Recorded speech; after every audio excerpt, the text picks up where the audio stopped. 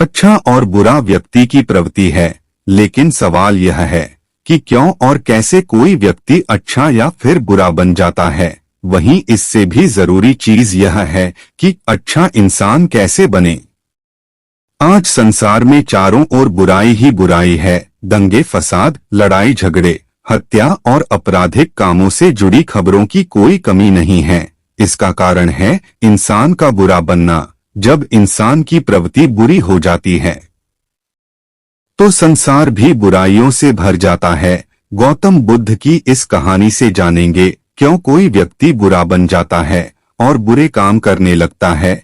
साथ ही इस कहानी में जानेंगे कैसे बने अच्छा इंसान। अच्छे या बुरे व्यक्ति बन जाने से जुड़ी गौतम बुद्ध की कहानी। एक गांव में एक शातिर चोर रहता था। पूरा गांव उस चोर के बारे में जानता था, लेकिन इसके बावजूद भी कोई उसे पकड़ नहीं पाया। उस शातिर चोर ने अपना संपूर्ण जीवन चोरी करने में लगा दिया। इतना ही नहीं, आसपास के गांव और नगर में भी उसकी बराबरी का कोई चोर नहीं था।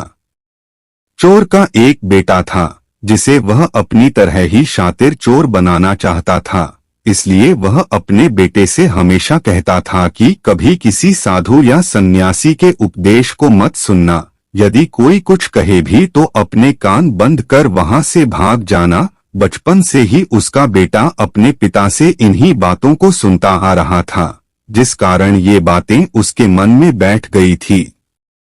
ऐसे में बड़े होकर बेटा भी अपने पिता की तरह शातिर चोर बन गया। एक दिन उसे बड़ा लालच आया और वह राजा के महल में चोरी करने के उद्देश्य से जाने लगा।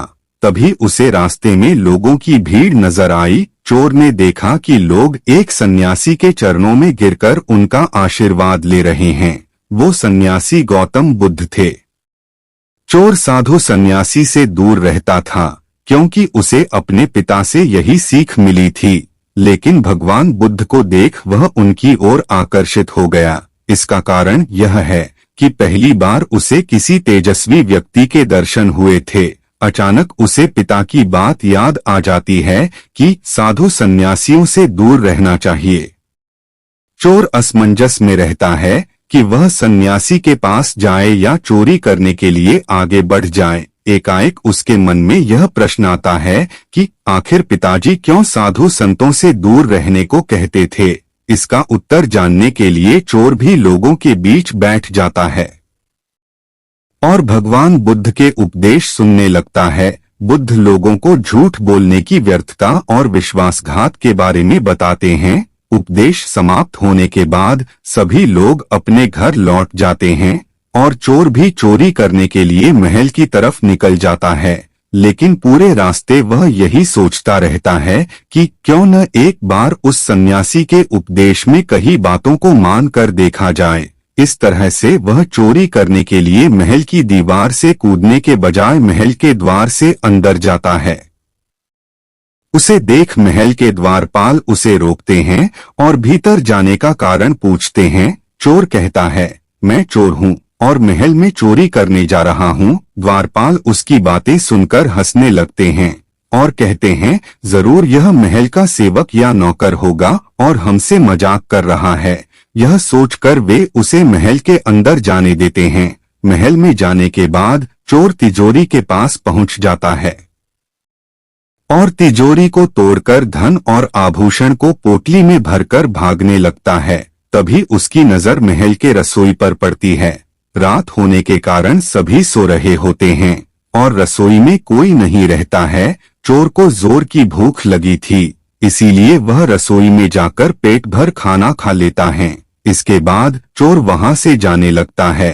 तभी उसे बुद्ध के उपदेश में सुनी दूसरी बात याद आती है कि जिसका नमक खाया है उसके साथ कभी भी विश्वासघात नहीं करना चाहिए। चोर सोचता है, मैंने इस महल का नमक खाया है, ऐसे में इनका धन चोरी कर मैं इनके साथ विश्वासघात करूंगा। इसीलिए चोर चुराए हुए धन को रसोई में ही छोड़कर जाने लगता है।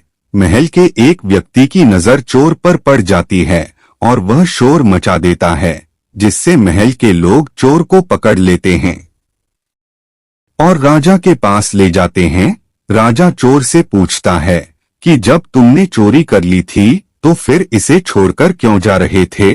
चोर कहता है, एक सन्यासी के उपदेश के कारण चोर की बात से राजा प्रभावित होते हैं और उससे कहते हैं, अगर तुमने ऐसे उपदेश बचपन से ही सुने होते तो तुम कभी चोर बनते ही नहीं।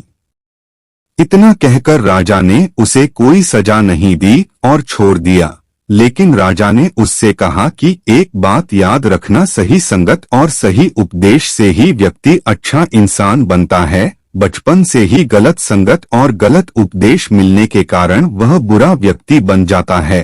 संगत और उपदेश व्यक्ति का जीवन बदल देते हैं। दोस्तों, आपको यह गौतम बुद्ध की जीवन बदल देने वाली कहानी कैसी लगी, कृपया हमें नीचे कमेंट बॉक्स में कमेंट करके जरूर बताएं और वीडियो पर लाइक करें, चैनल को सब्सक्राइब करें। धन्यवाद।